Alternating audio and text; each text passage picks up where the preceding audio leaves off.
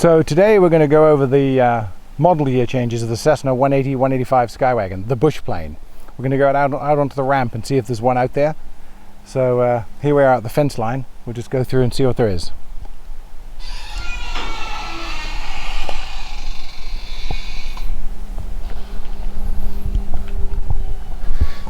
Normally there's one, there should be one here. This is like normal planes though. Let's see.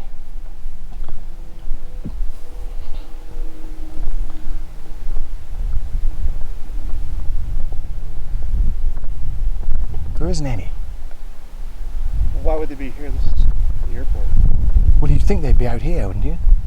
No, it's 185. We're in the woods. Tell you what, we're going to be a little bit unconventional. We're going to go to where they live. We're going to go to off airport. We're going to go to their natural environment. So we looked on the ramp for a 185 or a 180 and there weren't any there because that's not where they live.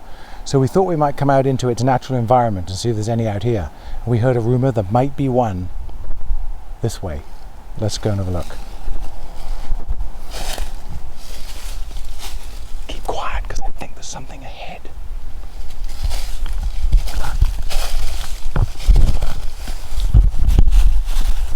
The perfect environment. Shh. So I think we're close. We're going to see if we can get a bit nearer. Here we are in the natural environment of the Cessna 185 Skywagon. Out in the wilds, off the airport, in the grass and the dirt. They do not like living in concrete, asphalt. So if we're quiet, we may see it feed and drink. Let's watch.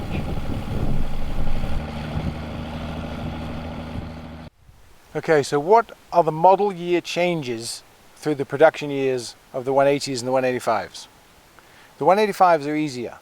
The 185 stayed in pretty much this configuration from 61 to 1985. They have the door and two windows. They all have the large vertical fin. The engines were 470s from 61 to 66. And then from then on, there were 520s, but they looked the same. The dimensions across the cabin, the internal space of a 185 stayed the same from 61 to 85. In 1973, they got a camber cuff leading edge. In 1977, they went to a later style panel.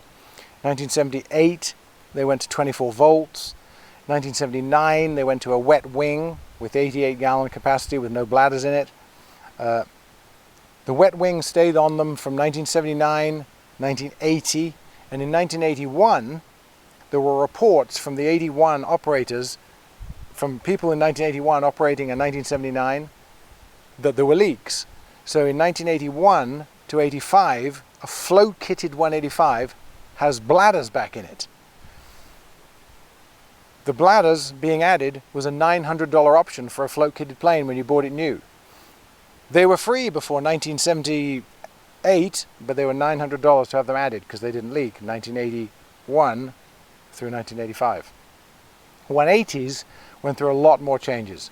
So the 180 production years are 1953 to 1981. The 53s had no baggage door. They had a 0470A in them, and there's a little rhyme that says, if it's an A, walk away. If it's a J, it's okay, because most people have put a J engine in, an 0470J, instead of the 0470A. And then after that, there was the R's and the K's, and those engines are capable of car fuel burning, and they will turn at 2600 RPM for 230 horsepower. They were in it till 1976. 1977, the 180 got an 0470U, which is a high compression, lower RPM engine, which is a sort of variant of the 520, but it's carbureted. That engine will burn only 100 low lead. It won't burn car gas. It only turns at 2400 RPM. And the float-kitted 180s had 90-inch props on them instead of 84-inch props on them, because the extra length compensated for the lack of RPM. 180s from 53 to 61, 53 to 63 have one window behind the door. So 53 to 63 is door, one window. Then in 64, to the end of production in 81, they have this third window and they have this airframe. But to confuse things slightly further, the 61 to 63 two-window 180s have the raised roofline third window airframe, but they didn't put the third window in it because they were trying to maintain the fact that a 180 had two windows. But in 64 and newer, it was all three-window airframe, and it was this 185 fuselage. As they got newer and newer, like for example an 81 180, to the layman seeing one on the ramp, you could barely tell it apart, except it says Skywagon 180 on it. The only real difference, especially if it has a float kit, because it would have a big vertical fin on the back like a 185, the only real difference would be in between the cowl flaps on the cowling, there is a little scoop that is the electric fuel pump cooling scoop. And because the 180 is carbureted, it doesn't have one. So that would be a good indicator. 185s also have a slightly thicker lift strut. The strut is about 6 inches thick instead of 5, like on a 180. All of them have the thicker strut. And they have some slightly stronger reinforcing here and there on rivets. On the horizontal stabilizer, on the elevator, there's an angle of rivets that a 185 has that a 180 doesn't have. But all intents and purposes, a late model 180K with a float kit with an IO 520 in it is pretty much a 185. And we call the 180s with 520 upgraded and modified engines in them 183s because they're not quite a 185, but they're not a 180 anymore. So there will be more detail in individual videos about different year model changes and components, but for now that's the overview of the year model changes. Detailed identification of Skywagons. 76 and older, this is a 76, both 180s and 185s, have a one-piece cabin roof. So from this rivet line to that rivet line, one piece.